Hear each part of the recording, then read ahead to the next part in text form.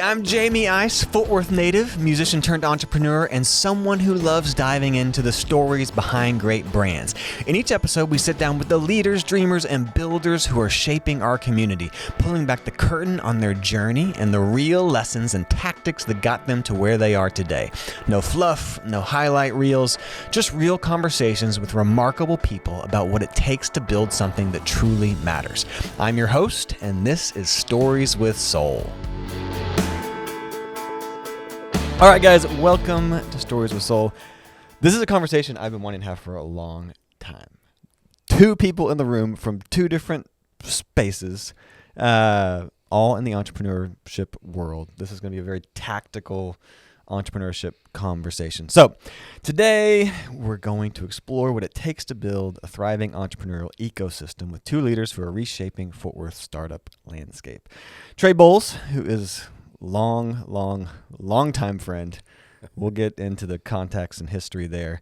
Brings over 2 decades of experience as a serial entrepreneur and is now the leading the charge as the managing director of Techstars Health and Physical Health Fort Worth Accelerator. From his early days revolutionizing the music industry with his P2P platform Morpheus, which I had and downloaded lots of music very slowly. on that wasn't Morpheus' fault though, so it's like it'd take like an hour to get one song, but me and my brother would stay up and we got 7 songs. Anyways, we'll go into that.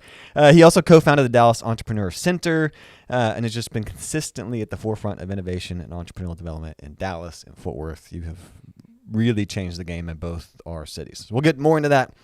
Joining him is also my friend Cameron Cushman, who's a Fort Worth native and who's dedicated his career to building entrepreneurial communities.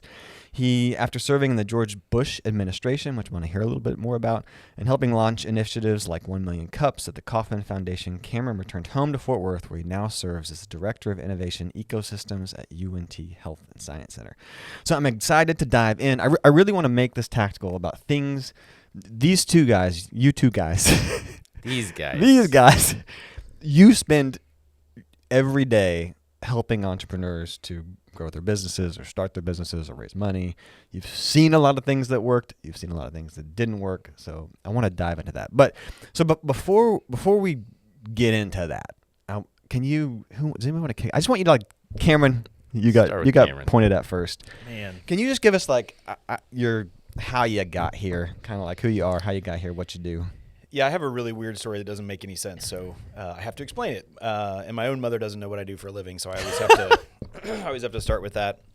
Born and raised right here in Fort Worth, product of the Fort Worth Public Schools.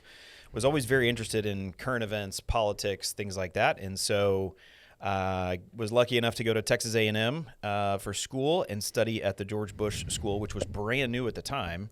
And studied political science and stayed in political science. Mm. And when you end up with a degree in political science, you really have 2 choices. You either go to law school or you move to D.C. or Austin. And you wanted to go into politics. Yeah, I loved it. It was fascinating. Like you wanted to run for office? Was that? Oh, maybe. But I wanted to serve the American people in a totally... What a good answer. Well, in a totally 22-year-old... bright-eyed and bushy-tailed kind of way. And then you get there, and then the bureaucracy just kind of slaps you in the face, and it is what it is. So I moved to Washington, D.C., I sold my car to finance my move. I had an apartment and a roommate and no job. And I moved in September of 2002, which I shouldn't have done because it was right before the election. And nobody was hiring because they're all waiting to see what the majorities are going to look like. Oh, interesting. So it took me a long time to get a job. I took a job at the Republican National Committee because they were paying. I made $20 a day to change people's passwords. So I was making $100 a week, and my rent alone was $900 a month. So do the math on that deal, and it was rough. And I had a part-time job at the Container Store, so I was wearing the blue apron. Okay. I transferred essentially from the job I was doing in Fort Worth to their first ever 2-story store in Arlington, Virginia, which was fun. Anyway, so I ended up getting a job in literally the mailroom of the White House, the Office of Presidential Correspondence, which was just not on my radar screen at all. Yeah.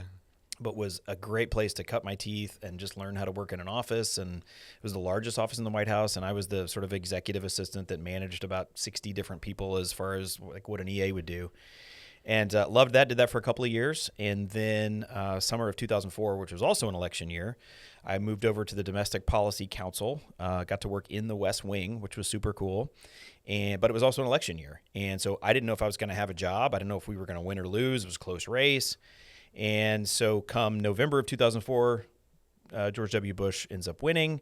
And so I know I have a job. And then stayed on for a little bit kind of through the transition, then went to the Commerce Department and was doing international trade policy, which I knew absolutely nothing about, but it was fascinating.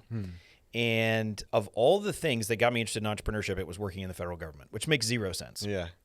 But I had a boss at the time in the Office of Market Access and Compliance. So we're trying to like open markets for U.S. companies to export overseas. And he was a former internet entrepreneur, really early internet entrepreneur, was one of the first guys to sell cars on the internet. I think he was the first person to sell jewelry on the internet. And so he saw the way that the internet was kind of transforming the economy and saw the way it enabled people to start new businesses. And so we literally started an entrepreneurship initiative from within the Commerce Department, from within the International Trade Administration. It made zero sense. But we had a partnership with the Kauffman Foundation. And so we did several different things. We're trying to, we did events in the BRIC countries, so 5 different countries, Brazil, Russia, India, and China, to try to share the secret sauce of American entrepreneurship with the rest of the world. And we also did a website called entrepreneurship.gov, which was crazy. Like, A, it was really hard to spell, and B, getting a .gov was not something you just like went on the internet and registered for. It was actually pretty hard to do. Anyway, so administration ends, and Kauffman calls and says, "Hey, we have an opportunity out here. Would you want to come and interview for a job?" Well, I was all set to go to graduate school. I was going to go study international affairs. I've been admitted to the University of Chicago. That's where I was headed. And then Kauffman called and said, "Hey, do you want to come interview for a position?" So I fly out there and I'm meeting with the CEO, and he says in my interview, he's like, "Don't go to grad school." He said, "Come here. You'll learn way more than you ever would in a grad program." I was like, "What? Okay." So I moved to Kansas City and worked for the Kauffman Foundation for about 5 years, as you mentioned. Because you kind of got the bug of like entrepreneur ecosystems. How do we stir that up? Yes, and what I realized was the government thinks that they can do a lot to help the economy, to help solve problems, and they really can't. It's really up to entrepreneurs and innovators and people who solve problems in new ways. That's where the change happens. That's where the economic growth happens. That's where the job creation happens. And it took me a while to realize that. And it wasn't that necessarily that I would love to give that an amen. Like, amen. Come on, it's your show. You can do whatever you want. You feel that, right? I cannot agree with that more. And they're the ones who are going to solve our biggest challenges and problems as entrepreneurs. And so it kind of took me going into the belly of the beast, going into the federal government to realize that. And I got to Kauffman and was surrounded by incredible, super smart people. People who had been in the policy world, people who did the research, people who had been entrepreneurs themselves and wanted to give back. It was really just a fascinating time to be there. So spent about 2 years as kind of the chief of staff to the president and CEO, got to work with the board, got to work with the investment committee on a $2 billion foundation. It was fascinating. Then they switched me over to research and policy. So I got to work for a guy named Bob Lighton, who was just this absolute expert in entrepreneurship and written 30 books, worked for President Carter, worked for Clinton. He was an amazing guy. During his tenure, this blew my mind. He was there about 10 years. He spent $100 million on research around entrepreneurship of the Kauffman Foundation's money. Wow. It was fascinating. And because we didn't know much about entrepreneurship, we didn't understand the role that Like it had in our what economy. does it do? Yeah, or like we say, oh, small business is the backbone of the American economy. Well, that's true, but somebody's got to start those companies. And nobody really looked at it from like an age perspective. And the last couple of years, I was building the entrepreneurial ecosystem in Kansas City. I went over to the entrepreneurship team, and that's where we started 1 Million Cups. We got to work with Google Fiber, which was the fastest internet in the world that was being wired to homes in very specific neighborhoods in Kansas City, and just really got to move the needle. And this was before we had a term of ecosystem building or anything like that. It just was, how do we help entrepreneurs? And, we were sitting in this white tower, this ivory tower of entrepreneurship, and we didn't know any entrepreneurs that were operating in our own backyard. And so we tried to fix that. And then had some personal stuff going on, left Kansas City in 2013, moved back to Texas, moved back home, which was kind of always my plan. And took a job in the private sector because I was telling people about the work we were doing in Kansas City, and they literally thought I was nuts. Like, we don't need that. And Fort Worth is a great place. I was like, I know, I grew up here. Like, I'm not some carpetbagging Yankee from the north trying to sell you all a bill of goods. Like, entrepreneurship is important, and here's why. And so it took me a while. Took a job in the private sector, did that for 3 years. That company got acquired not once but twice in the 3 years I was there. And so after the second acquisition, they basically fired me and my team. And I wanted to get back into my true love of entrepreneurial community building because I still feel like, I had a lot to offer the city of Fort Worth. It was my hometown. I wanted to grow it. Yeah. Felt like I was growing other people's communities for a long time. And there was nobody really doing it that I could tell. And so Guy recommended I go meet with the head of the medical school. And I was like, dude, I don't think you understand what I'm talking about here. Like, academia is not going to help me. And sure enough, I met with Dr. Mike Williams at the UNTL Science Center, and I could tell within about 5 minutes, like, we're going to be fast friends. Stories with Soul is brought to you by my company, 6F Storytelling, where we help entrepreneurs and small businesses grow through the power of storytelling. If you're stuck watching competitors get all the attention, or you're tired of wasting money on random marketing tactics that don't work, you're not alone. As an entrepreneur who's built multiple businesses, I know firsthand how frustrating it can be to have a great product or have a great service, but struggle to get the attention you deserve. Because here's the truth. Being good at what you do isn't enough anymore. You need a way to stand out and connect with your ideal customers. That's why we created the Storytelling Pathway, a proven framework for story-driven marketing that turns solid businesses into brands people can't stop talking about. So whether you're just starting out or if you're ready to scale, we can help you craft and share your unique story in a way that attracts the right customers and drives real growth. So if you're ready to stand out, visit 6avstorytelling.com today. I would love to chat with you. And so literally I worked with him and a team to kind of craft this job that I've been doing now for the last 7 years. And it's been really awesome to just be able to talk about and research and understand and do programs and events around the importance of entrepreneurship in and around Fort Worth. And that job is what? Until mid last year, it was called Innovation Ecosystems. Okay. Now we've kind of switched to a more of a focus on our students and more of a focus on kind of building our own internal startup hub. Yeah. Really focused more on biotech. Before we were kind of building the entrepreneurial ecosystem writ large. You the past several years, you have been Fort Worth's entrepreneurship cheerleader. Czar. No, not a czar. Czar is probably better than cheerleader. But like you made all these events and awareness and campaigns and the almost like a coach. Like you just have been an advocate, and I feel like it really changed. It put it on the forefront, from the mayor and city council, and it was not really on people's radar. But you've been kind of the ambassador, like raising awareness. How do we think about it? Why is it important? And rallying the troops behind sort of this cause, so to speak. Well, I appreciate you saying that, but I basically stole the playbook that Kaufman was running in Kansas City and started implementing it here. And I had a great guy next door in Dallas that I could just see what he was up to, and I just tried to copy him. Because you were doing that. Trey was doing that in Dallas. I was. You were, and it was funny. I don't remember. Anyways, multiple times people were like, "Yeah, Trey's like the Cameron of Dallas," or "Cameron is like the Trey of Fort Worth." Like I heard that statement so many times. Yes, we're very similar. We have very similar passions and how we want to help build. Yeah. And the great thing about ecosystem building across the country is that so many people that do it are so willing to share. This is what I've learned. Steal this idea. Try this program. Yeah. Don't do that. This is how you need to raise money. All those different things. It's so successful. We created an organization dedicated to it called the Startup Champions Network. And so there's a couple hundred ecosystem builders that do what Cameron and I do all over the country that meet, get together. And what a wild ecosystem builder. Like what a wild thing. Yeah. I mean, I think it's really just economic development in a different way. And so it's exciting to see ways for people to figure out how they can recognize and realize benefit in their cities by helping support entrepreneurship. Because the economic development view doesn't think micro like entrepreneurs are. Yeah. But if you aggregate all of the economic impact from those entrepreneurs, it's way bigger than any 10 corporations, right, that you could bring to your city. Yeah, so it's an important part of your city's focus. I would argue not even just like like there's the financial, you add it all up and it's a lot. But I think like culturally it's what makes a city interesting. Like it's the things that give a city its soul. Sure.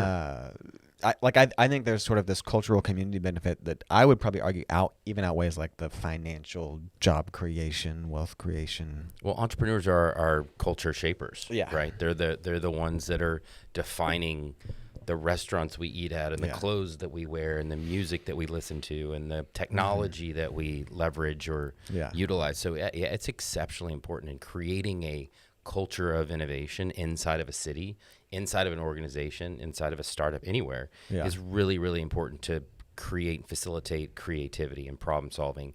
And one of the most important elements of entrepreneurship, in my opinion, which is the ability to fail and celebrating that. You need to try. You need to try. It's not going to work all the time, but we'll just keep going. We'll keep going. And once you start to look at failure as not failure, but education and learning, then you create an environment where you can make all kinds of crazy stuff happen. Because the craziest things I've ever been a part of were because we tried something that nobody else was trying. And you know what? The 100 times it worked, really fun stories, and that's what we talk about. We don't talk about the 99,916 where it didn't work. But and you wouldn't be where you were if you didn't have that. Not at all. It's the school. Yeah. Well, Trey, give us your quick story version. Yeah. of that. So I grew up in Dallas. Ended up going to play football at a small school in Alabama, and then came back after I got hurt, came back and finished at Baylor. I got involved in the internet.com boom at that point with one of my friends who had started a company, and he built this company up in 8 months, sold it for a bunch of money. We moved to Nashville. While in Nashville, I helped start and run that company, and then I ran another company, and then I started working at this company called Morpheus. And the then CEO called me and said, "Hey, I need you to build an online marketing strategy for us." I said, "No problem. Give me 2 weeks." So the first week I went out and researched what online advertising was and how it worked. Second week I wrote the plan, and then we went in there. And a few months later, it was right after Napster had been shut down by the government. So basically Napster had built the awareness of peer-to-peer file sharing to about 85 million people and then went away. Mm-hmm. And we had a company called Morpheus, and everybody knew what Morpheus was from The Matrix. And so literally in the course of a year, about 110 million people moved over to use our platform. And it was my sort of getting thrown in the deep end entrepreneur experience. I didn't entrepreneur and like tech. Yeah. It was crazy. And so I didn't have a sales team. I had 3 college kids and a high school kid, and that was my sales team. And so one call, we would be my high school student would be the senior vice president in North American sales for Morpheus. The next call, he'd be the junior marketing. So, we were whoever we needed to be to sell the stuff that we need to sell. At the end of the summer, they came in and said, "We're leaving." And I said, "What did I do?" And they said, "Oh, no, we have to go back to school." I said, "Oh, what am I going to do?" So I went and bought a book on sales, and then I built a sales team, and so everything I did, I was 21, maybe 22. Okay, that's amazing. So on one side of the world, we were getting sued by all the record labels and movie studios. We were transforming the way the music industry was going to work and the future of actually digital content transmission. On the other side, all my friends in Nashville were artists, singers. So, on one side, they thought it was really cool I was building this company. On the other side, they said, "Should we hate you? Because are we destroying the music industry?" And so at the same time, I started to manage bands because I came in one day and one of my buddies had made a T-shirt order. He said, "Look, I got 3,000 T-shirts," and I was like, "That's all. Why did you buy 3,000 T-shirts?" And he said, "Well, because there was a volume discount that you get." And I said, The last show we played was at Bongo Java for 26 people, and we knew 24 of them. Well, how are you going to sell all these T-shirts? And he just was like, I don't know. And I was like, oh man, these artists need help. Not all artists, have that business insight. And so that's how I got into the music industry. So after we went through Morpheus, we won our lawsuit. I ended up leaving. And then I started to travel around the country and just live in different cities that I wanted to live in. I lived in New York, I lived in Los Angeles, San Francisco, DC, a bunch of places, and started to see the country. And at those places, I've started different businesses and did different things. I'd stayed sort of involved in the music industry through a company that we had started with a buddy of mine out of Fort Worth, and then through this whole process, at some point, I moved back to Dallas in 2008. And one of the things I realized living in all these amazing cities, these huge global international cities, was that although they had arrived and there were great things happening there was not potential for continued massive growth. Where I saw growth was DFW. And so that's why we moved back here. And we thought, man, if I'm going to be in this city, I'm going to help entrepreneurs and I'm going to help build a region focused on innovation. I ended up coming back, joining a company, taking it over and selling it. And then at that point was like, what am I going to do? I don't have any ideas. it happens a lot as an entrepreneur. You're just like, well, we'll just wait. So interestingly enough, SMU had asked me to build an entrepreneurship department. Hey, wait, I'm pausing you because you skipped over something very important, Trey. Okay. Do you know what I'm talking about? You were the first Green River Ordinance manager. We were. The Trey first was Green Trey River was my Ordinance manager. back in the day. You worked with all these artists. We did. Yeah. We worked with, and the best was The best. Green River Yeah. Ordinance. I met you when I was in high school. You were 15 or 16 years I was old. 15 or 16. So I was, 19, 20? And you just started this management company in Fort Worth with Paul Steele. With Paul Steele.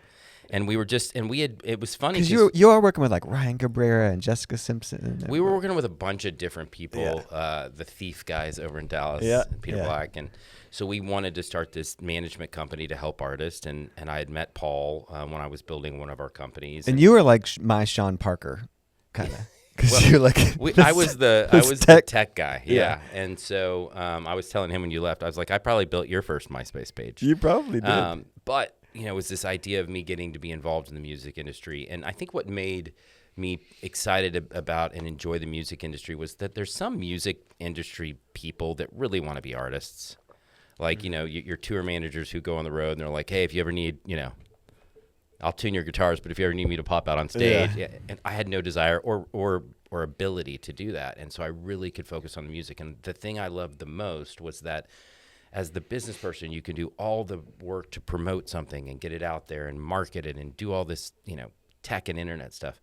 But when the time came, when it was time to go on stage, you couldn't do that. Like the band had to deliver. Mm-hmm. And so it made this really interesting partnership between artist and manager or whatever the relationship was. And then I was fascinated by how the music industry worked. And then I realized, you know what? I was doing less at Morpheus to screw artists than the music industry was doing to screw artists. And the interesting thing about Green River was one of the last bands that did a non-360 deal, in that it was before things got really bad in the music industry. Which 360 record, the 360 record deal is like the new thing. Right. Well, what happens now, where they own your publishing and your merch and your touring and all that, and we just had a traditional record deal, right? With Capitol Records they owned our music. So, anyways, I cut you off there, but I wanted to. We met when I was 15, and you were our manager and helped us launch our career. But then you were SMU. I cut you off at SMU. Sorry, I came back. SMU built an entrepreneurship department there. Ended up launching a leadership development organization with the then mayor of Dallas to try to help engage culturally diverse but civically minded young people in the city to teach people how leaders. And at the same time, there was a guy named Steve Case who had built and sold AOL. Yeah. And he was doing this. I've heard of him in that. Well, a lot of people in this day and age don't know what AOL is. So, you never know. You have to describe it. But he was doing this initiative across the country to focus on how do we help entrepreneurs outside of the coasts. And so it was called Startup America Partnership. It was a partnership between Kauffman Foundation, the White House under President Obama, and the Case Foundation, which was Steve. And so he brought these people in all over the country. He had been an informal advisor at my last startup that we sold. And so I was like the Texas guy. Mm-hmm. And it was all volunteer, but basically I got to a place where I was doing SMU, I was doing a couple nonprofits. I couldn't build a for-profit, so I said, I guess I'm just going to do nonprofit stuff for a while. And I dove in because I had promised my wife I would only do nonprofits for 5 years, and then I would be done. Mm-hmm. And so I dove in, and we built a bunch of other, nonprofits, did a bunch of stuff there. And then at the end of sort of I left after 5 years, like I said I would, and I had to come back to fix some things, and then it's 2019, and I'm like, great, I'm ready to go. I'm going to go build a new company. And then COVID hit. And I was watching all of these women and minority small business owners not get access to the PPP, which was a set of loans that the government was giving to small businesses to help them succeed. So in Dallas, I launched a fund with a bunch of the business leaders, and we raised about $4 million to give away forgivable loans to small businesses. And so I had always been really in the startup space. But then the small business space. So one of the other major things I did during that 10 years was I built something called the Dallas Entrepreneur Center. It's now called the DEC Network, and it was created to help entrepreneurs start, build, and grow businesses. And so we've gotten to work with probably 100,000 startups in that decade and see what they need and how to help them, as you kind of opened us, like the tactical sides of how do you actually take somebody who's got an idea and get her to the place where she launches it and to the place where she grows it and builds it. And then after we did the COVID Small Business Relief Fund or whatever we called it, Techstars. A friend of mine was at Techstars who we both knew who had worked at the Kauffman Foundation and said, we're launching a Techstars in Fort Worth. Do you want to come run it? Hey, I'm interrupting this episode because I want to share something with you that I'm really excited about. One of my biggest missions in life is to make entrepreneurship easier than it was for me. After spending over a decade building multiple businesses, I've learned some hard lessons, often the expensive way. And here's the thing, I see so many talented entrepreneurs struggling with the exact same challenges that I faced.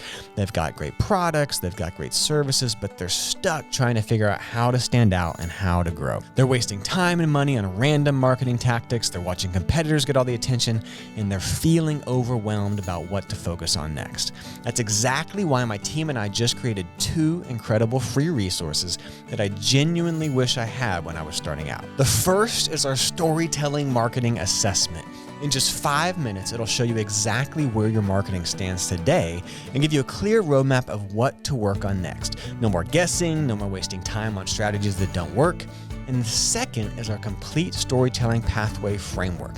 This is the exact system that we've used to help hundreds of businesses grow through the power of story. This isn't just a theory, it's a practical, proven framework that shows you step by step how to turn your business into a brand people can't stop talking about. I'm giving both of these away completely for free because I truly believe that when local businesses thrive, our whole community thrives. This isn't about making a quick buck. It's about sharing what works and helping other entrepreneurs succeed.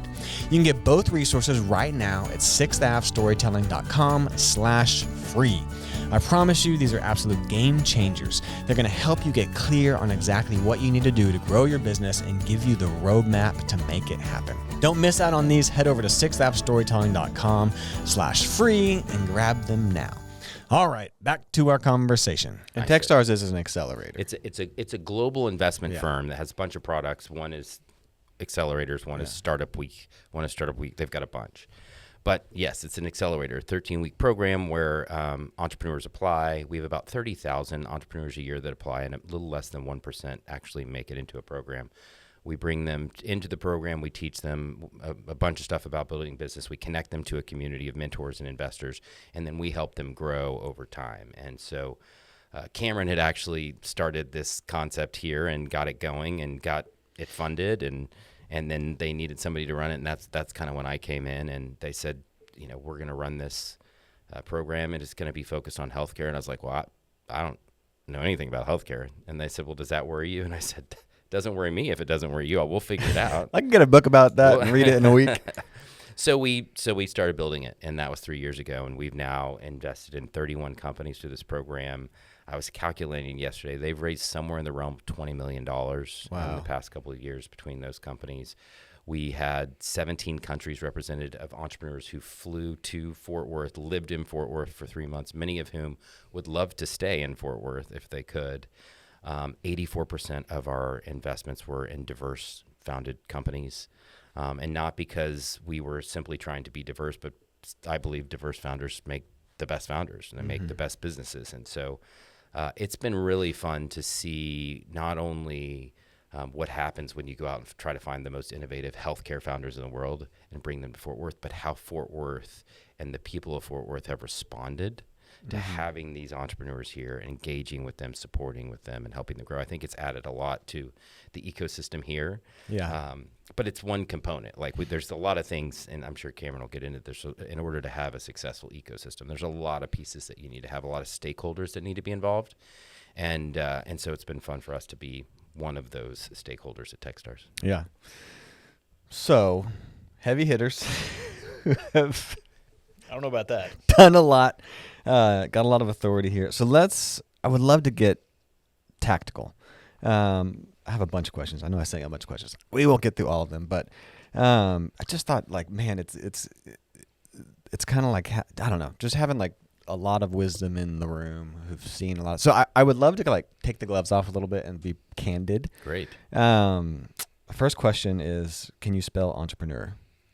I can. Do you need me to? I'm joking. That's my joke. Sorry. Because I mess it up all the time. I can't spell it. I need spell. As the guy who started a website called entrepreneurship.gov, it's a terrible word. It's and so it is hard so hard to to spell. It's spell. a French word. It's The hard French to are not known say. for being entrepreneurial. It's terrible. We need a new word. We need to. So that was my joke. That was a bad joke. So wait, yesterday we heard in one of our presentations from one of our founders that entrepreneur actually means bearer of risk. Oh, interesting. Isn't that does it not fit? I like that. It fits totally, Really?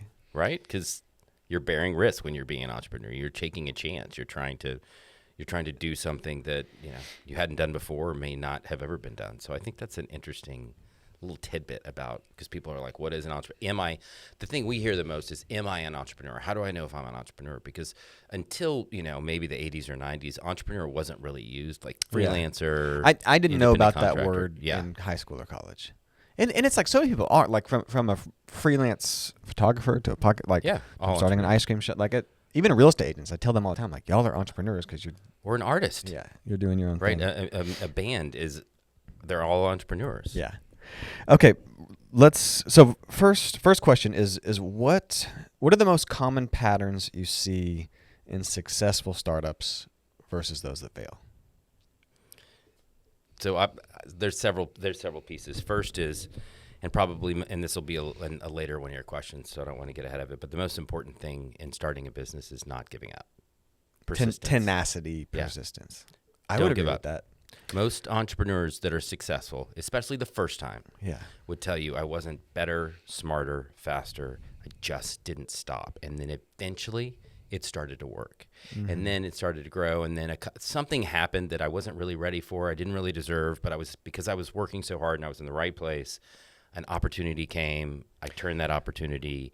And then after a while, once they do that and they make a ton of mistakes, they start to get good. They grind their way. And what was I going and to your point, like, they don't let mistakes cripple them or stop them. Failure is, I just don't like the idea that failure even is a word. Like, Dude, that's so good. I think that's 100% true. Yeah. I agree with you. I don't know if that's where I would have initially gone, but I 100% agree with that. So I think, back to your question, I think persistence is important. I think being coachable, and by being coachable, I mean listening to people around you that have been there and done that before. The one thing that I think an entrepreneur needs most is the one thing that he or she does not have, and that is experience. And because you can't go into a 7-Eleven and say, I'd like 4 years of experience and, SaaS enterprise, development. You can get it in one of two ways. You can earn it, which takes time, money, and a lot of mistakes. Yeah. Most of us don't have enough money to make the mistakes that we're going to make and still be able to build a business because we just run out of money before we get there. Or two, you can learn it by surrounding yourself with people who've been there and done that before. One of the greatest things about Fort Worth is that people are willing to help you. Yeah. If you go to lunch with somebody in Fort Worth and you say, hey, I want to start a business, they don't say, no, you shouldn't do that. That's dumb. You can't do that. They say, you should do that. And then they say, how can I help you? And then they do. And so surrounding yourself, being coachable. Right? And I'm sure you see people who are not coachable all the time. Yeah. Those are the people that don't make it into our accelerator. And you also see people who like have this mentality of where they beat themselves up, like they fail and then they versus shaking the dust off. Shake it off and keep moving. And so it's a process that they have to learn. But if you're not coachable, I think surrounding yourself with people that are better than you. I tell founders all the time, if you're the best in your business at more than one thing, then you hired poorly. Yeah. Right? You hired poorly. But if you're the best at not one thing in your company, you hired brilliantly. It doesn't matter who runs the company. It matters who owns the company. So as an entrepreneur, you should constantly be going out trying to find people that are better and smarter than you to run your own company. Because as confident as entrepreneurs need to be, and that's another element, is that confidence. There is a fine line between confidence and arrogance, or confidence and ignorance, because you have to be ignorant to be that arrogant. If you were confident and you understood and you could have true humility, you would constantly be, one, recognize that there's somebody better than you that can run your own business, but two, you would be looking for that person, right? So I think those are some of the elements. I think hiring well, I think serving your employees, a good entrepreneur's job, a good CEO's job is to empower all the people that work for him or her so that they can do their jobs well, which makes your job and your company more successful. So those, I'll turn it to you. Those are a couple things that jump out initially in my mind. Yeah, I'll say, and I think we've done a really good job with this in the Techstars companies that we invested in, is I love it when people are solving their own problem. What do you mean by that? They have a unique perspective on something, and their passion, their tenacity is driven by the fact that this affects me and I'm going to go solve it. Oh, it's a personal problem. So I'll give you a couple for instances. In this most recent Techstars class, there's 2 doctors. They were both MDs, and they both really struggle with eczema. And the dermatological world sucked, so they were going to go fix that. Yeah. Another guy had a pain issue. Nobody could figure out what was causing him so much pain, so he started an app to help with pain management. And so it's people who have, and I think it even translates outside of just the entrepreneurship realm. Our top researcher at HSE is a guy named Dr. Sid O'Brien, one of the top Alzheimer's researchers in the world. And if you walk into his office, there's a little picture of his grandma, and she's been gone for a long time. But he has spent his career working on Alzheimer's to help solve what killed his grandmother. And so it's that ability to understand that problem in a unique way, and you're going to do everything you can in your power to solve it because you have experienced it personally. And it could be a grief, could be because you lost somebody, could be a problem you encountered in the work world, something like that personally versus saying, affected you. here's an opportunity that'll make me a lot of money. Right. Exactly. You're saying the most successful ones, increasing the odds of like people who it's a problem that has affected them and they really care about deeply. Yeah, because they're not going to give up. Because they're like, you know what? I still have eczema, and my dermatologist never called me back, and I can't get in to see him. So I'm just going to go solve this problem on my own. Yeah. And every time they have an outbreak or whatever, it's going to remind them that they need to go solve this problem. Yeah, that's good. I agree with that. Got any more? What are some other traits or patterns or? Yeah, I mean, I think this gets down to the fact too that, you know, what you mean by being an entrepreneur has a really interesting connotation to it. Because some people think, oh, you got to start a business. You have to do this. I think anybody can think like an entrepreneur.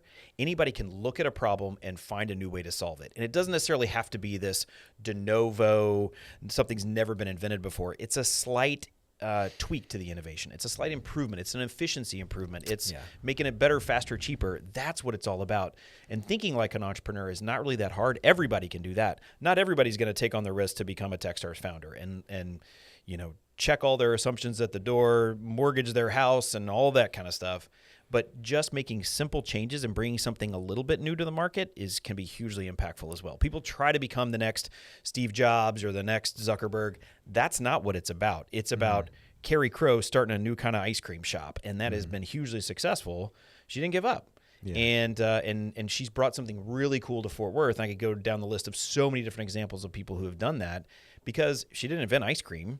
She didn't invent the ice cream shop. She just did it in a unique and different way. Yeah, that's good and very true. What are some mistakes that you see regularly? Like from y'all worked with thousands of them. Also, you never mentioned Cameron also has a podcast. Yes. You have interviewed 140 plus local innovators because we don't know these stories. We don't know who these people are that are doing really cool things in our own backyard. And, you know, I'm a big believer, and this is kind of a core principle of entrepreneurial ecosystem building. If you don't know who the entrepreneurs in your own community are, then you won't know how to help them. Yeah. And so we started this podcast just to say, like, let us tell your story for you. And I'm fascinated by some of these people. And there's, in large part, they're solving their own problem. They're solving a problem that they see in the world. And there's also this kind of classic advice about entrepreneurship, you know, fall in love with the problem and not with the solution. You know, so really understanding your problem. You know, what is the problem that I'm trying to solve? Really understand that from your customer perspective, from anybody who would ever use a product. What is their pain and how do you kind of investigate that? And then you can get better at coming up with the solution and not being so committed to your solution that you're not willing to pivot and change. And a new piece of data comes in from a new potential customer and you say, you know what? I thought my target market was over here, but actually it's over here. And this is actually a better opportunity or a bigger opportunity or an opportunity where I can crack into the market a little bit easier. But to your point about mistakes, I mean, you know, so many different things can scuttle a startup, right?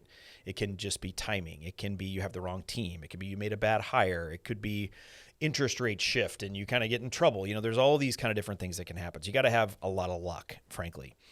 But I think one of the biggest mistakes I see is that people, they sort of wake up with an idea and they just assume they got to go raise a bunch of venture capital for it.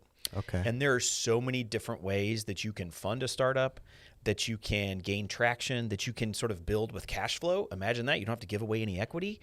There's also a whole number of grants you can win and programs you can win that are non-dilutive funding.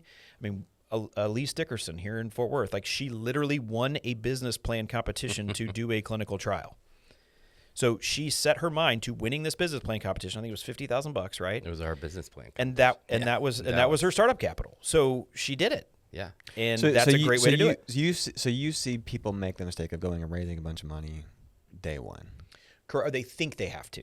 And so they put all their energy into how many VCs can I get in front of? How many banks can I go talk to? When really they just need to go build the business and start and understand who their customer is. So they get caught up in like this preparation, thinking, business plan world. Correct. Start simply and simply start, right? And then is the problem that they don't get the funds, or that they do get the funds, or they don't have a product, or like all the above, and they don't end up understanding their customer, so they build the wrong product, or they build a product. They have an assumption they haven't tested. Bingo. Yes. Okay. And testing is so important. And so you've seen people with a problem they're solving and an assumed solution go raise a bunch of money, and their assumed solution in business was actually bad. It didn't make sense. So I've seen that, but I think what cripples more of them is that they have this assumption they got to go raise a bunch of money. And then they just get paralyzed. Well, the VC said no. We'll go knock on another VC door. No.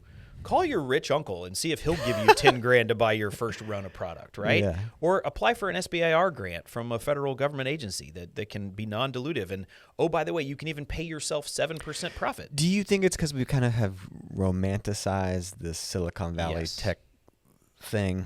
Yes, and that worked really well in Silicon Valley. Yeah. But guess what? You can't repeat Silicon Valley. And Fort Worth should never think it can be the next Silicon Valley. We need to be Fort Worth on Fort Worth's terms. We're not going to be New York. We're not the financial capital of the world, right? We're not going to be even Austin. We shouldn't try to be those cities. And there is not a lot of that kind of investment here. There's very few venture capital firms here. Now, can you get an investment? Sure, absolutely. But it probably means you're flying to one of the coasts, or you're running into a guy like Trey Bowles who can help connect you to a Techstars type of program. And so it's not even that they don't raise the money. It's that they spend all their time and energy trying to raise the money instead of doing the stuff that really matters. Just freaking get to work. Yeah. Make something. Get a prototype done. You know, scrape it together. Rub two nickels together to get your first run of product or your first prototype or whatever it is. Yeah, I would agree with that. I would say I see that. Entrepreneurs call me, message me, email me all the time, marketing stuff. And occasionally I get someone who's like, I have this idea for a business and I want to do this and I want to see how much it will market. And I'm like, and I always tell them, like, you're focused on the wrong thing. Go make the thing you're talking about making instead of worried about how, this 1 year marketing plan and how much it's going to cost and raising, like, just get to work and make something and sell something. Like, go sell it. Right. Then work on that. So yeah, 100%. Yeah, alignment. I would say, well, I want to talk about this more in a little bit, like bootstrapping versus raising money, because I have only bootstrapped. Like I didn't even know raising money was an option. It wasn't on my radar. I didn't know how to do it. I still don't really know how to do that. I kind of want to do that at some point. But yeah. So Trey, what are some mistakes? Yeah. So I think you guys covered a lot of them. I think the thing I would say in addition to that is, and you guys said it, you got to go, you got to start. Founders are super worried about putting their product out in the world, right? We often say it's kind of like a baby, and you have this thing, you put all your time and effort into it's your baby, and you don't want to put your baby out there, because what happens if you put your baby out there and somebody says your baby's ugly? Yeah. And so they're reticent to like actually put a product out, right? Because they're worried. And I tell them all the time, oh my gosh, don't be worried about people thinking your baby's ugly.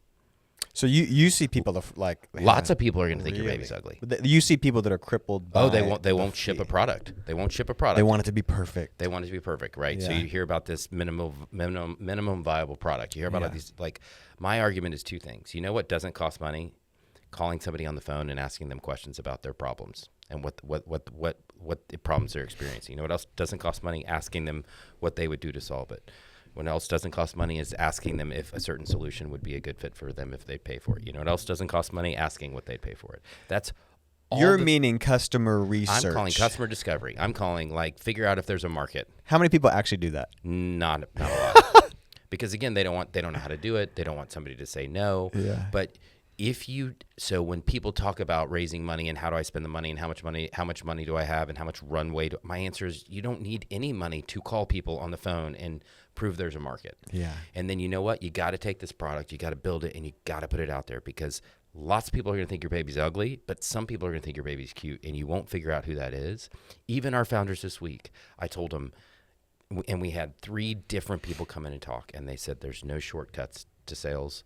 It's super hard. And these are expert, lifelong, extremely successful salespeople that are like, I pick up the phone and I call somebody. I send emails and I set up meetings. And people don't want to do that because it's hard. It's super, super hard. Do you think that's a modern day kind of Gen Z, late millennial? I feel like old, like Gen X and boomers don't have that problem. Don't have that problem?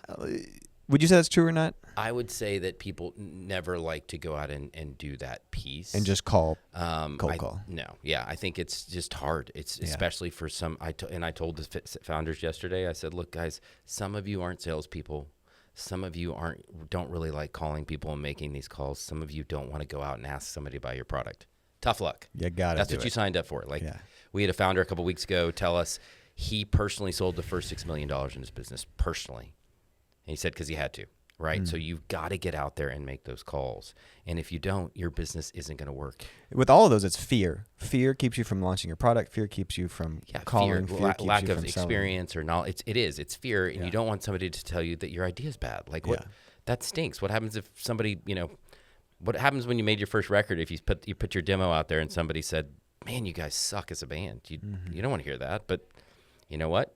Eventually people start to say, well, I like your band. And then you get to start playing some shows, and then you go start booking tours, and then all of a sudden. But so much of that, though, is having, are y'all familiar with Carol Duckert? I think that's her name. Yeah, I know you're talking about. Growth mindset. Yep. Just fantastic. Growth mindset versus fixed mindset. It's just like not being afraid of mistakes. Like you are constantly growing in the way you grow. And I would say not to be like, look at me. But I think one of, part of my success as an entrepreneur was I can't tell you how many things I have sold that did not exist or I had zero idea. Like I just had an idea and I'm like, I'm going to go pitch this. I'm going to make a proposal for it because I have this belief in my mind I can figure out how to make it. Right. And I do think I see people with businesses and ideas or talent or they have a product and they want to get it right and perfect. And I'm like, just freaking go sell it. And if you sell it, then someone will pay for it and then figure out how to do it. And then fix it. It's iterate the it. Lean Startup is a great book about that idea. And I would even take what Trey said a step further, and I would say you want to find the people who are going to tell you your baby's ugly. Yeah. Because they're going to give you way better feedback than your mom. Yeah. There's a great book out there called The Mom Test, and it's like your mom is always going to buy your product, right? Your mom, is going to love you, and she's going to be one of your first customers. Yeah. Although my mom shoots me straight. She is like and there are moms that do that too, right? But the point is like, don't just go to people who love your product, because then all you're going to hear is, and this is where we get in trouble with social media, right? Yep. Oh my gosh, vacuum chamber. I'm a Democrat. All I see are Democratic feeds, and then I get more crazy. I get more liberal. I get more whatever. I'm a gun owner, and then all I see is gun content, right? Yeah. Don't do that. You need to seek out the people who kind of give you that opposite perspective. I did sales for a living for a while, and there's this notion in sales about removing objectives. So somebody has an objection to your thing. Well, it's too expensive. It doesn't have this feature that I really want, or my team will never go for it. And to really get to those objections and try to figure that out, you get that through sales calls. And so many of those sales calls are so valuable. This is why I love the notion that the CEO or the founder or whoever that person is actually does them themselves, because they're going to learn so much from them. And it doesn't matter if you don't ever make the sale. As long as you kind of have that continual growth mindset, you're trying to learn from that sales call, that's going to be hugely influential in whatever it is the conversation that you're having. And so have those sales calls. The toughest ones are sometimes the best. Those are the best opportunities for growth. There's a lot of ways you can say that, but I think it's really the best way to go. 100% agree. We used to tell people in the music business, I used to say, look, go out on tour for 3 years. And if you are still touring in 3 years, you'll be able to support yourself. But in 3 years, you will either quit because this is not for you, or you will start to build up an audience. You'll start to build up a fan base. Yeah. But that's what you have to do. So if I told you in order to be able to do music for a career, you need to go tour for 3 years straight, and nobody knows what that kind of touring feels like better than you. It's not easy. Can you do it? And so it's it's that persistence, and it's getting out there, and it's finding their market, it's iterating, changing things. Most companies, most businesses, whatever your initial idea is not what your final product is. 100%. Yeah. And so only way you get there, and you're going to get there a lot quicker if you have people tell you why they don't like it, or why they wouldn't pay for it, or what they need to change, say no to how it. they need to change. And I'll tell you one of the best ways to do this. You really want to get tactical and practical. We just had an event. Give it to me. We just had an event in Fort Worth, and it's a Techstars program called Startup Weekend. Yeah. And you literally spend a weekend working on a startup idea. It starts over like 1 minute pitches, informal pitches over pizza and beer on Friday night. They kind of self-select into 5 to 10 different teams. They work on that over a 54-hour period over the weekend. And then on Sunday night, they present to a panel of judges. Now, it doesn't really matter if your own idea doesn't get selected. If you do have an idea and it gets picked by the group, then great, you get to work on your idea. But if not, you're going to learn so much about how to do this in a really short amount of time. And oh, by the way, you're probably going to meet people you never would have met otherwise. And then you have to go through all of these. It's like a startup on steroids. You got to do all this stuff so fast. You got to do some customer discovery. You got to put a marketing plan together. Maybe you have to build an app, or you have to build a website, and you have to figure out if you can sell it. Some people actually turn revenue in the course of a weekend, which is just shocking. Like they build a prototype on Saturday, and then they put it on the internet, and somebody buys it on Sunday. I mean, it's just shocking. And so it's a great way to validate and really great way to practice that. And what I would say about Startup Weekend is you wake up on Monday morning and you really have one of two reactions, and both are 100% legit and good. One is you wake up and you say, that was an awesome weekend, but I'm not cut out to be an entrepreneur. And I'm so glad to go back to my day job. And that's great because you just figured out that you're probably not cut out to be an entrepreneur. You're not willing to take that risk, or you're not oriented in that way. You don't have those kind of skills. The other one is that was a really good weekend, and I do not want to go back to my day job because I want to go work on that thing. Yeah. Addicted to and the that hustle. tells you so much. And if all you had to spend was 54 hours to figure that out, and maybe $100 or whatever the typical ticket price is, that's a huge win. Yeah. I think what's interesting about that is the time constraint. Yes. Like, one of the things I loved about the Elon Musk book that just came out, I don't know if y'all read that, the Walter Isaacson one. I so much of his success is he would just make these arbitrary, crazy, stupid deadlines. Yeah. And be like, we are doing this by this date. And his team would be like, that's impossible. And he's like, if you think that's impossible, accept your resignation now. It's like, but it's like it breeds innovation. I think one of the benefits of bootstrapping is comes with its many downfalls, such as not having money. But one of the benefits is like, you don't have a runway, you don't have money, you better go sell. Right. You gotta go sell it. And so I think to your point, there's something to that short amount of time you got to do it, like forces creativity and innovation and hustle. When you're evaluating startups, which both of y'all, you said 3,000 people applied for Techstars and you take 12 or however many. What are some red flags you look for when evaluating? Or it's like, nope, that.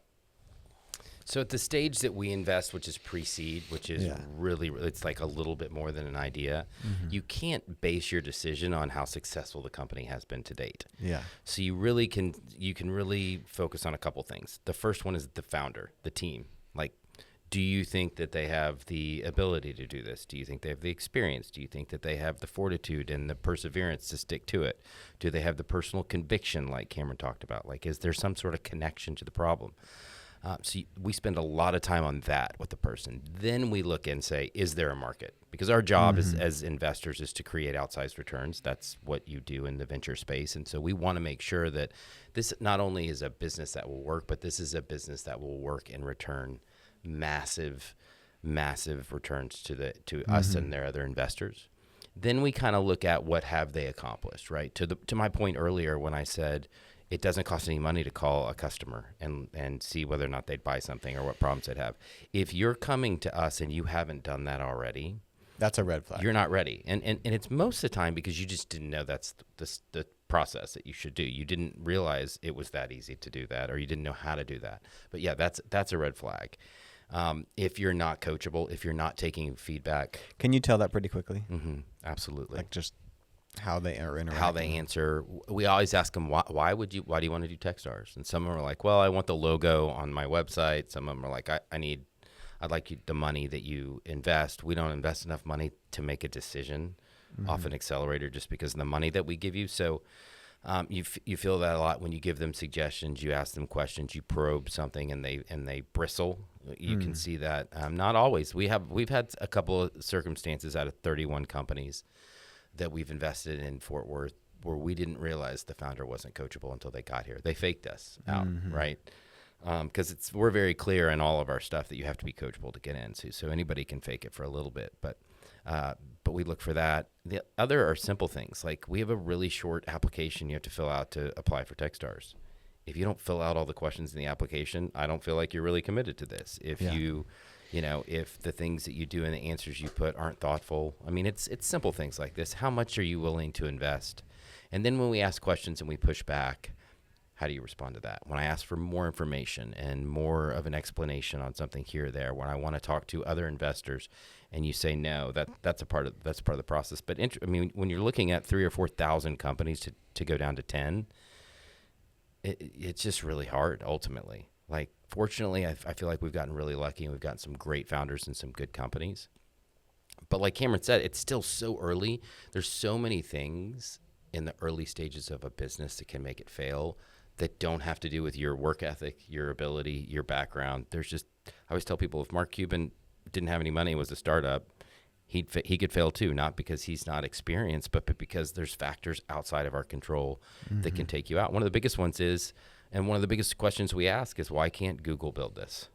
Why can't somebody that's already in this space, that's already doing this, just say, oh, that's a cool feature, we'll just add it on? And that's an important thing to think about. Are we seeing companies that are changing marketplaces, which in healthcare is super important right now, or are we seeing people who are building features? We always ask the entrepreneur, you really need to figure out, is this a great idea or is this a business? Because if it's a great idea and not a business, you shouldn't do it. And one of the best things you can learn is there's not a market out there. There's nobody who's willing to buy. Yeah, how do you differentiate between a great idea and a business? Like, what do you mean by that? Well, a great idea would be something that somebody says, that's awesome, but I'm not going to pay enough money for it that you can build a business off it. And businesses, you can create a sustainable enterprise and grow that based upon the margins you create, how much it costs to create something, how much you can sell it for, how long you can keep a customer, and grow it from there. But we say this all the time, and I believe this. I think that building a business is simple, right? It's not easy, but it's simple. You got to create a product or service, you got to sell the product or service, and you have to serve your customer. And if you do that, you will have a business that works. It may not be humongous, but I'm also a big believer is that an entrepreneur, the best entrepreneurs isn't the people who have the biggest businesses or the most amount of money. I love anybody that wants to go out and build a business that creates enough economic freedom for themselves that they can live and support their family. Right? That, I think, is admirable and valiant. I don't think entrepreneurs are better than non-entrepreneurs. I think they're crazier than non-entrepreneurs, but they're not better. And so you need to figure out, which is why I think it's so important. We tell this at the school. Lots of times people ask, can you teach entrepreneurship? And they're very skeptical in that. And, why would you have an entrepreneurship degree? That doesn't make sense. And my answer is, every day in the first day of class, I ask my students, how many of you want to be entrepreneurs? 95% of them raise their hand. On the last day of class, I ask, how many of you want to be entrepreneurs? 5% raise their hands. And I say, well, lucky for you, this wasn't a class for entrepreneurs. This was a class to teach you the entrepreneurial mindset, which will benefit you no matter what you do, which is creativity and problem solving and creating a new perspective on failure and a perspective on success. That will benefit you whether you're a barista, a mid-level manager, or an entrepreneur. And so I think we have to recognize that even if you're not an entrepreneur, this world, this concept is valuable to all of us and can make all of us better no matter where we are. So I'll take it from the sort of biotech and science perspective, healthcare. Just because I think it's a totally different industry. The first thing is most of the people I work with are researchers, scientists, PhDs, doctors, nurses, whatever. And they go straight to the science. When they try to tell me what they're working on, I can't understand what they're even talking about. I got a BS and BS. You got to dumb it down for the political science major here, right? Okay. And so you can't use a bunch of jargon. You got to use something like I'm kind of the litmus test for if I can understand what you're working on, then you can probably explain it to just about anybody. But if you cannot explain what you're working on, the problem you're solving, your secret sauce, your specific solution in a way that I can understand, that's going to be a big problem. And that's a big red flag for me. There's a sales and communication aspect. I don't even know if it's a sales aspect. It's just I got to talk about what I'm doing, right? The second thing is, I think what I look for in a biotech startup is multiple shots on goal. And by that, I mean, the world is littered of pharma and treatments and other things where they literally had raised tens, if not hundreds of millions of dollars, gotten all the way through a clinical trial. They get to phase 3 and it doesn't work. And if it doesn't work because the FDA doesn't approve it, or it killed some people, or it didn't pass clinical trials, it didn't show efficacy, whatever it was, they're done. There's nothing else there. But if you can take that technology, that core technology, whatever it is, that research, and apply it in multiple different ways, multiple different diseases, that decreases my risk as an investor because I know that you have multiple shots on goal. And I also think so meaning there's multiple applications. Correct. There's multiple diseases that you can tackle. There's indications, and then there's, in medicine, there's this whole idea of like an off-label use. GLP-1s, that's all the hot thing, Ozempic now, those were all developed as diabetes drugs. Well, that's great. But then they figured out, oh, by the way, if you start taking these, you lose a lot of weight. So whether you have diabetes or not, doesn't matter. People are taking them because they're losing weight. So what a great way that if the diabetes thing didn't work out, then we could just go back to let's help people lose weight, right? Because that's going to make them more healthy. So you're approaching it as these sort of medical pharmaceutical, like it's expensive to produce because you got to go through all these trials, and if there's not potentially other applications, then you could spend a lot of money. Yeah. And I'll give you like a specific answer. There was a period of about 20 years where there were over 150 Alzheimer's related drugs that just failed. And the big pharma companies spent billions of dollars developing those. And they acquired some startups along the way. They bought up a bunch of different technologies, and for whatever reason, they didn't work. And it's a lot of different reasons. And there's a whole slew of research and theories on why that didn't happen. But we wasted a lot of time and money on things that didn't work. And I want to be able to take technologies that if plan A doesn't work, there is a plan B, and maybe a plan C, and maybe a plan D. So there's also kind of a pivot. Yes. Like the ability, is it a person or a company that has the ability to be nimble and pivot?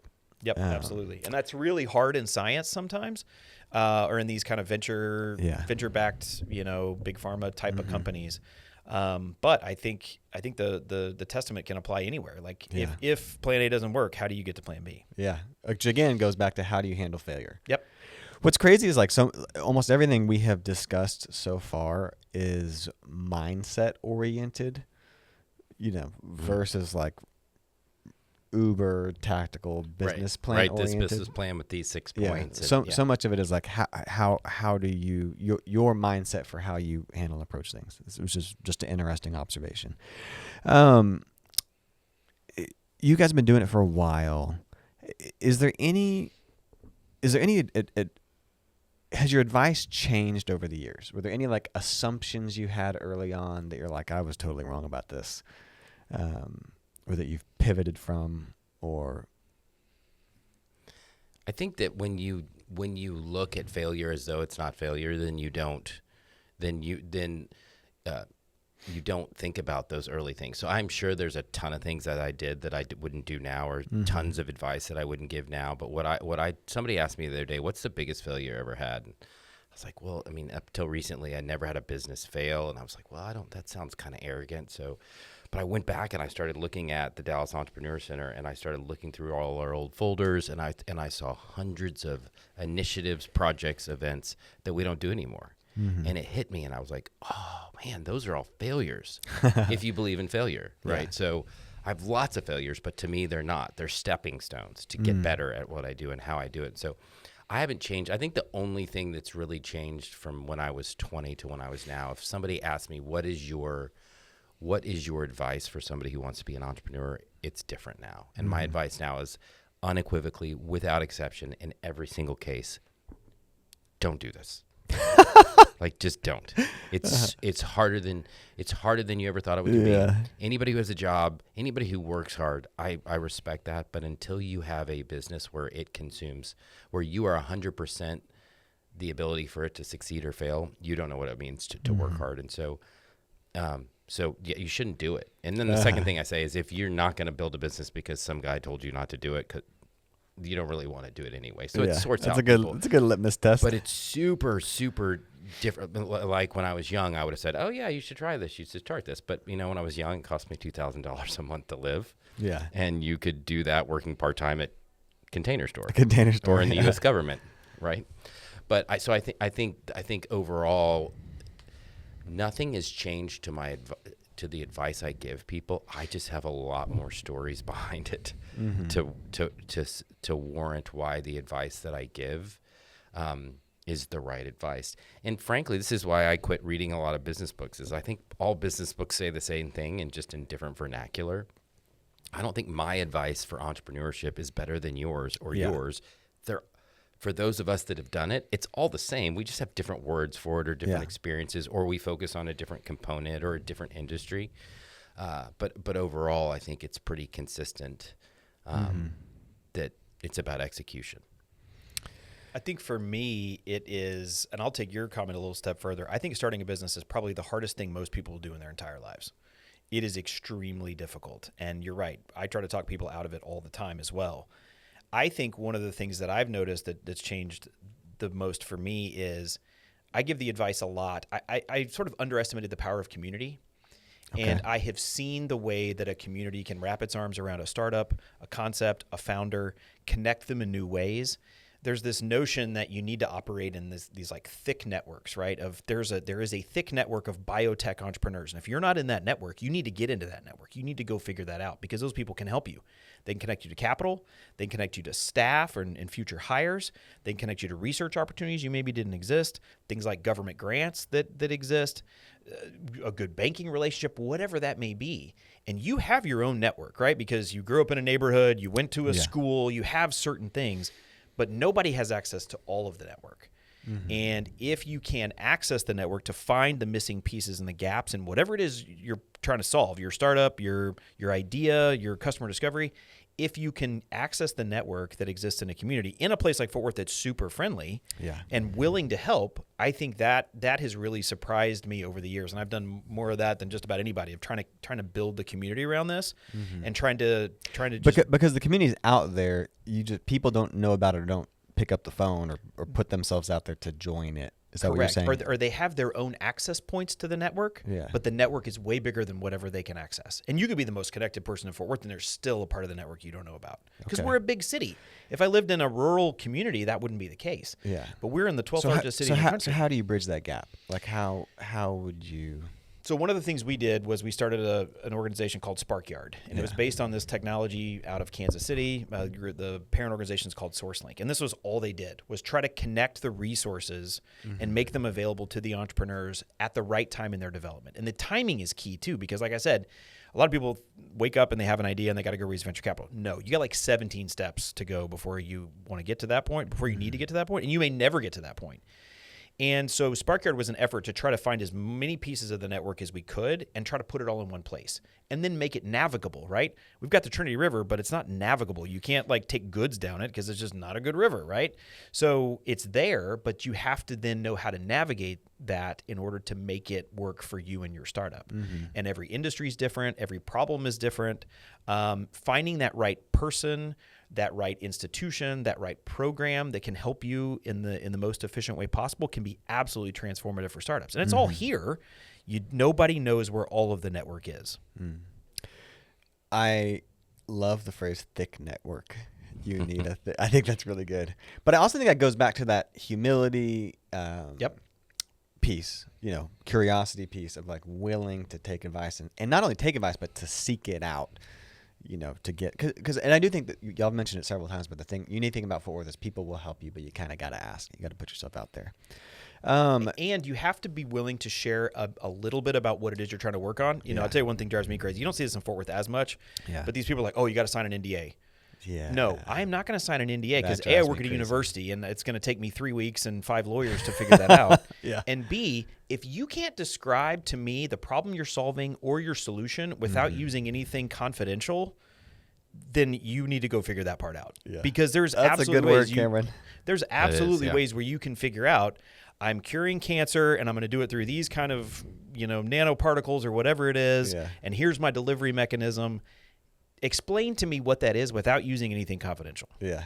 If I'm about to invest So that's a as red flag. VC, That's a red flag to That's a you. huge red flag. Yeah. And if I'm about to invest, I do want to sign an NDA and I want to go really deep on whatever it is your solution is. But if you can't just tell me what you're working on in a 5-minute conversation to introduce yourself at a place like 1 Million Cups or Startup Grind or something, you're really gonna struggle. Yeah, that's funny. Let's talk about scaling. So we talked a lot about starting and getting off the ground and getting your product. So someone has a product, they're selling it. They're like, I personally, one of my getting things off the ground, king of that. Now taking it and 10xing it is a different thing. It's a different skill set.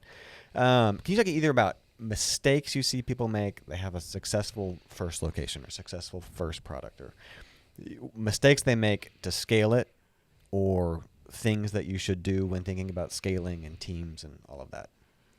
Sure. So I think one mistake that they make is they forget what they did the first time. They don't repeat the customer discovery process. They think, oh, I built a company. It's successful. I just need to put it in another location. It's going to be successful at that location. They didn't look at and think about, location. Specifically, if we're talking about retail, location is so important for things like that. But understanding the space and the people around there and how do they differ from the people around here. So a lot of it is just you assume, and we find this a lot in investors, like angel investors. They assume, oh, I built a successful biotech company, so now I can go invest in and help run a marketing company because I'm successful. It doesn't translate. It takes investors a while to learn. Man, I really need to stick to investing in the areas that I know. But I think as you scale, the first problem is not thinking thoroughly through it as you grow. I think second problem is how do you build the team to do that? How do you change the culture and the structure of your business to make that happen? How do you finance that and fund it? How do you develop a scenario that can handle the additional resource, requirements of 2 locations, 3 locations, 5 locations? How do you do that in a way that doesn't forget or not focus on your current customer base? Like, so it's a bunch of different steps. It's another side of it. In some cases, to your point, you said I'm really good at getting it off the ground. I'm not good at scaling it. A lot of times it's talent. It's finding people that can come in that have done that before, specifically in that space, and say, hey, look, I know how to grow this. I know how to build this.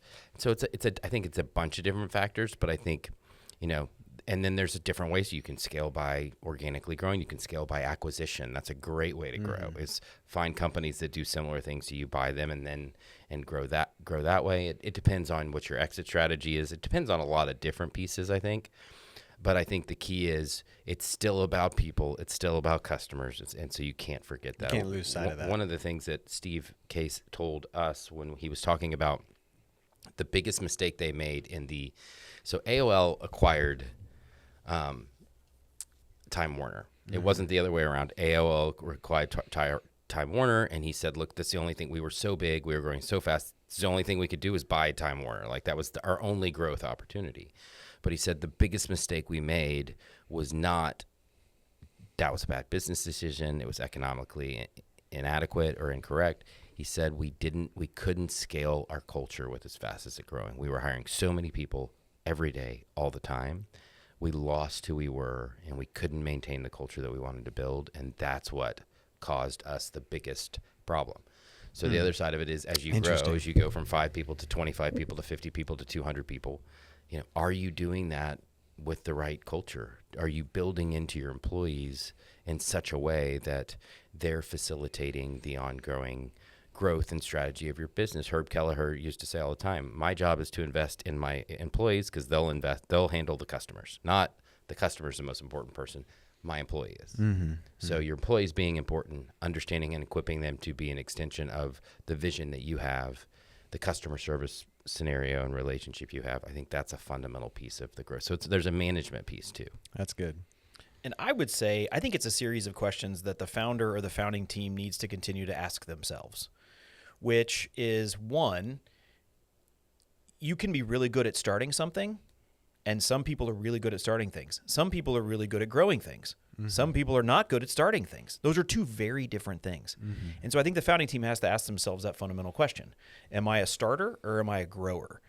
The second question I think you have to ask, and you see this in like the big corporate CEO world all the time, there's sort of two kinds of CEOs. There's builders and there's cutters, right? There's people who really want to grow and build things, and then there's people who want to come in and fire 10% of the workforce and make the company more profitable and look for maybe those M&A targets, things like that. Not right or wrong, it's just two different approaches, right? Interesting, yeah. The third thing I would say, and there's a great book by a guy named Noam Wasserman called The Founder's Dilemmas, and he talks about how when you do a startup, you have to decide fairly early on, do I want to be rich or do I want to be king? Because those are two very different things, right? And Mark Zuckerberg is one of the few examples where he was rich and he was king. Mm-hmm. Steve Jobs was both, right? You're going to come to a point where somebody's going to offer to buy your company, and you're going to have to decide, you know what? Do I want to keep building this because I want to be the king of the company, or do I just want to take the money and run and go be Instagram and sell for $1 billion after a year? Mm-hmm. And again, neither of those are right or wrong choices. You have to kind of ask yourself, do I really enjoy starting things, or do I really enjoy growing and managing them? Mm-hmm. I'm a starter. I love starting new things. But when you get me to year 2 or year 3 or 4 and all we're doing is just maintaining SparkYard and doing the same thing over and over again, I kind of get bored. I kind of get tired. I want to go start the next thing. So I know that about myself. I want to start something, prove that it works, and then get someone else to grow it, get someone else to run it. And the true measure, in my experience, the true measure of whether and how good of a company you built is how well it succeeds after you're gone. Yep. Mm-hmm. If a company cannot exist without you being there, you did a bad job. My vision and hope is that when I leave the company, it only exceeds what I was building, what I could even see for it, because then you built a good foundation that was ripe for somebody else to come and grow it. It wasn't about you, it wasn't connected to you. And that's an important piece as you're building a company too, and to think about is how do we create an environment where, because we're all expendable, and we don't all like to hear that or see that, but everybody's expendable, you know. Even the top guys, the top people, the founders, they are expendable. It is really, it took me a long time to realize that as well, that somebody can do things better than you can. They can take what you've built and take it to the next step because you may not be the right person to do that. Mm-hmm. Man. It takes a lot of humility to admit that too. Dropping some good nuggets. Let's ask. I'll have a couple more questions, and then Cameron, I know you got a lunch you got to get to, but this is. I feel like we could do this for like an hour. Yeah. More. And I feel like we're just scratching the surface. Let's talk about marketing and branding. Kind of what separates founders who build a strong brand from those who struggle. What marketing mistakes do you see people making? Like how do you see businesses, founders, entrepreneurs, startups approach marketing and branding in a good way that wins, or in a where they flop? So I think you can make some mistakes. I think some founders approach marketing, and depending on the background, if the founder has an engineering or technical background, they tend to throw all of their money at marketing because they don't understand it. Mm-hmm. Just like a marketing person's going to throw all their money at engineering because they don't understand it. Mm.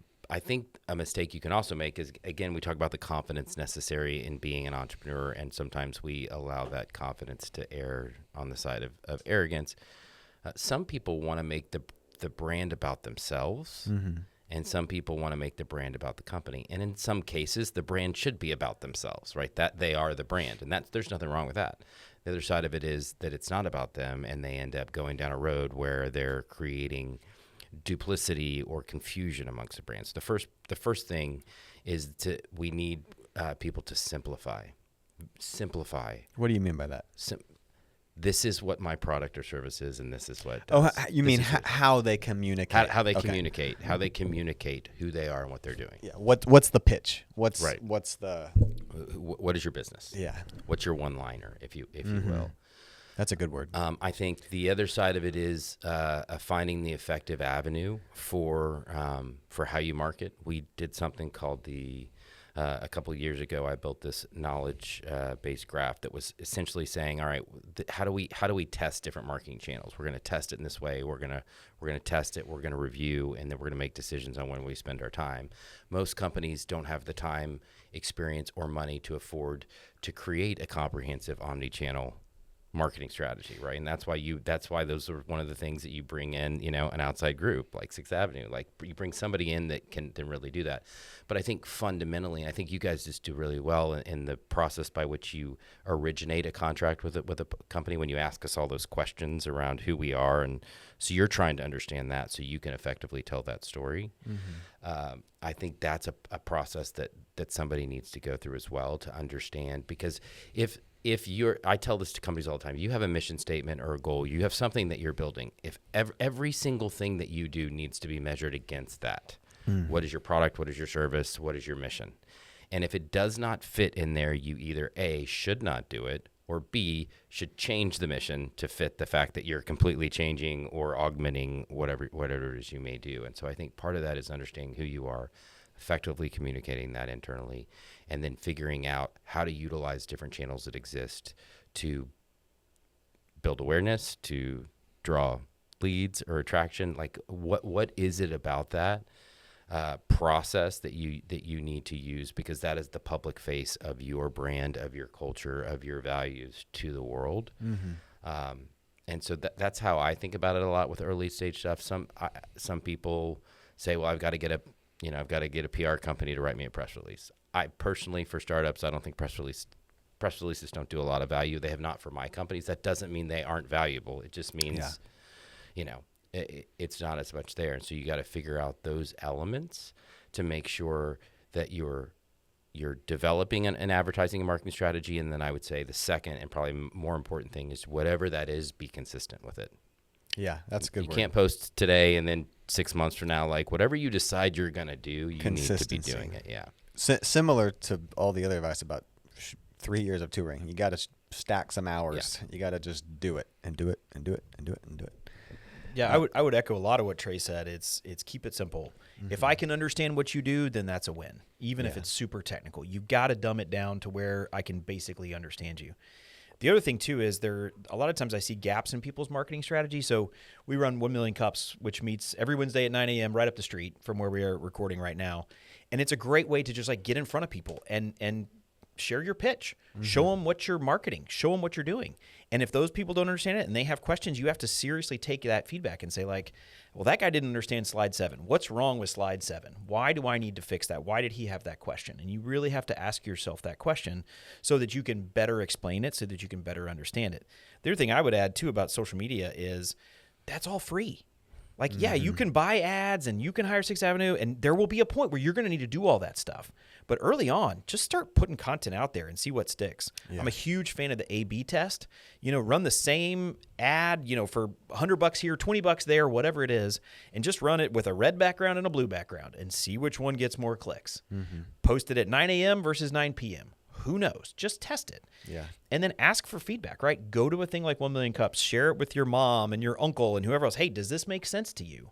No, I don't understand what that word means. Okay, that is really good feedback. I need to either find a different word or describe that word, define that word, do something different to make it easier to understand.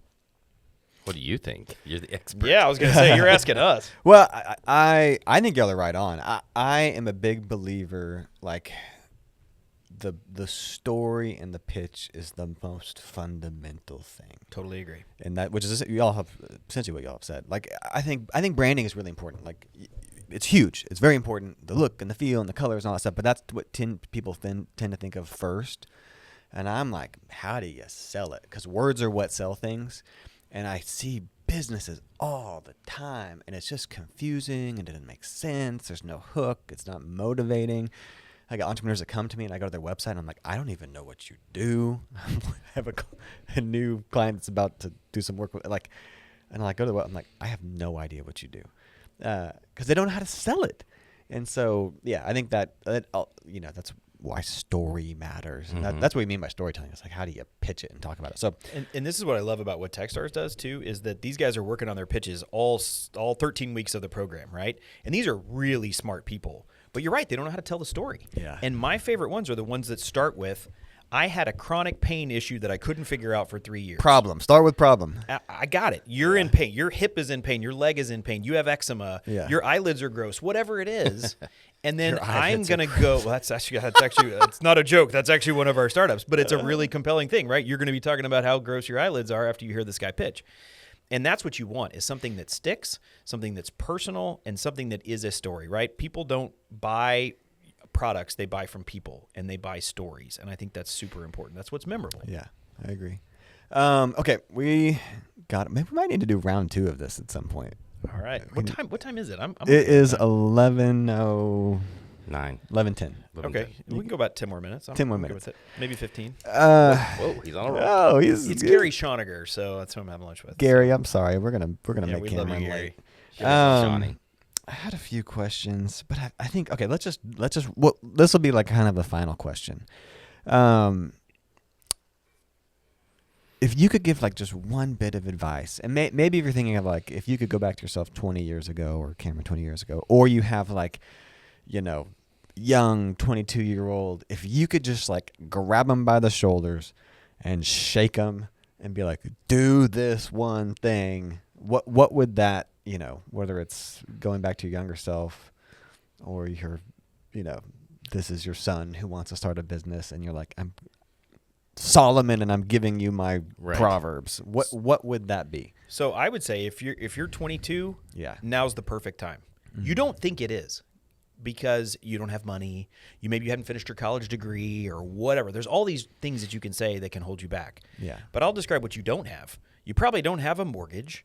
You may or may not have a wife and a family and kids that you got to take care of. Mm-hmm. And it's really just taking care of you. And it's a great time to learn. And when you're still a student, you have so many university resources at your disposal that most people just don't even realize. Mm-hmm. And if you go in and you say, I'm a college student, will you help me? People will help you 99% of the time. If you go in and you say, I'm a startup that just graduated college last week, you're not as, people don't want to help you as much. It's kind of a weird psychological thing. People love helping students. They won't help people who are just a normal everyday Joe who graduated last week. A 40-year-old guy. Exactly. And so I think people think that they cannot start companies when they're that age and at that rate. But even if that first startup is not a success, it doesn't really matter. And here's what some research at the Kauffman Foundation showed us, which kind of surprised everybody. The average age of a successful entrepreneur is between 39 and 41, depending on what thing you look at, what study you look at. But getting that experience when you're in your 20s, when you're right out of school, when you're still a student, is hugely valuable. You may go take a job in corporate America and you may work for 10, 15 years, and that's great. But when you get that, when you have that mortgage, when you have those kids, when you get that severance check because you get fired in a reduction of force or whatever that may look like, that can be your startup capital. But to have that experience when you're early in your career, doing all these different things, and I'll kind of add to it, intern with a startup company. You're going to wear 10 different hats when you're an intern in a startup company, right? And you're also going to find out, this is not for me, or wow, this was exhilarating. I can't wait to do this. Work in a startup. Find a way to connect with startups and just get that experience. That's going to be so transformative down the line versus an internship where all you do is change someone's passwords all day long, or you just sit and crunch numbers. Like, that's not fun. Yeah. For some people it is, but that's not fun. And you need to get exposed to as many different things early on as your career as you can. So to summarize it, it would be like, go for it now. You can do it now. Don't wait. Yes, because you don't have the capital because you're probably a broke college student or you're right out of school, but you have time. Mm-hmm. And there's so much you can do that doesn't cost anything or costs a minimal amount of money. Yeah. And it flips as you get older. Yeah, it does. You have more money, but then you don't have the time. You get way more cautious. Yep. I would have said to myself, when they ask you to be the third partner in Skype, you should say yes. No, is that a true story? That's a true story. And you said no. I said no, but why'd you say no? I said no because I was young and I was dumb. I basically said, you want to build this voiceover IP company? That I've spent a lot of time in this. Like, nobody's going to do that for 3 years. I said, second of all, your name is dumb.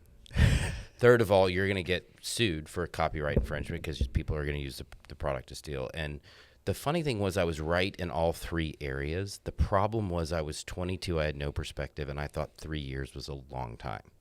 First company I worked for sold for a bunch of money in 8 months. First company I built was the fastest growing company in the history of the internet in 12 months. I had no perspective on what real world was. Yeah. Too funny. But I would say two main things. The first thing I would say is go find somebody that can help you.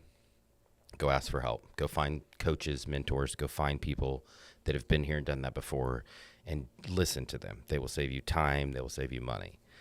The second thing that I would say is you need to define what success looks like for you. I think one of the biggest mistakes we make in the world is that we were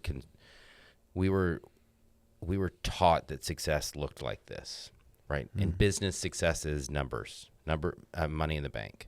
When I was 21, if you would have asked me what success would have looked like, I would have said, if I have $1 million by the time I'm 30, I'll be successful.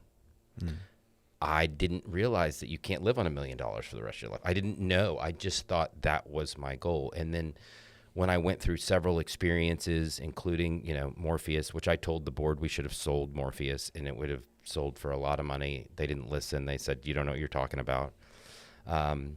And a lot of other things that I went through, I realized success to me is not about how much my company sells for or how many businesses I build that reach or how many magazine covers I'm on. Success for me was only determined by myself. I wanted to feel like I was accomplishing the visions that I was building. And that was what was important to me. And if that's what was important to me, that's what I wanted to spend my time on, because I realized that I could not control the outcome of my business. I could only control my contribution to the process. So what I would say is focus on the process, give everything you possibly can there, and realize within that is success, contentment, and satisfaction. It's not just when you sell them, because I've had companies that have sold, and now I've had companies that have not worked. I've had a lot of companies that I left after a while, but the reality was success to me when I learned at that young age was about the contribution to the process. It's made everything that I've done successful in my mind. And I think that's important. I think creating that perspective. And if your definition of success is numbers in the bank, then know that too and go off that. But don't let somebody tell you that success is one thing when it can be something different for everybody else. And I think that perspective, that adequate and right perspective, will help you as you continue to build and grow and have things not work. And if the worst thing in the world that can happen, to your point at 22, if the worst thing in the world that could happen to you is that your idea doesn't work, that's the worst thing. And you can get okay with that, you have nothing to lose. Yeah, I agree. Nothing. Just go do it. It didn't work. Okay, what will you do? You're fail-proof, essentially. Yeah, If I'll go failure get a is job. Okay. Go get a job. Yeah, Mr. Kaufman's one of Mr. Kaufman's famous sayings was, "Make a job, don't take a job." But your job is you can always go take a job. Somebody will hire you, especially if you're right out of school and you're still relatively cheap. The cost of failure is so much lower at that point. Fellas, good stuff. Thank you Good for having stuff. us. I do think we need to do round 2, because this was a lot. So many nuggets in here. It was really good. Love what y'all are doing. Fun. Trey makes me sound smart, so it's good. No, man, y'all both of you guys. This was a lot of gold. So thanks, guys. That's it. Thanks for having us. Yeah, it was fun. Congratulations, you made it to the end. Appreciate you listening. If you enjoy what you heard, if you enjoy these episodes, please subscribe and like and share wherever you listen to podcasts. When you do that, it goes a long way and helps us continue to produce great new content. This episode is brought to you by 6th Ave Storytelling, where we help businesses grow their brands through the power of storytelling. If you're an entrepreneur who is interested in learning more about that, please visit 6thAveStorytelling.com today.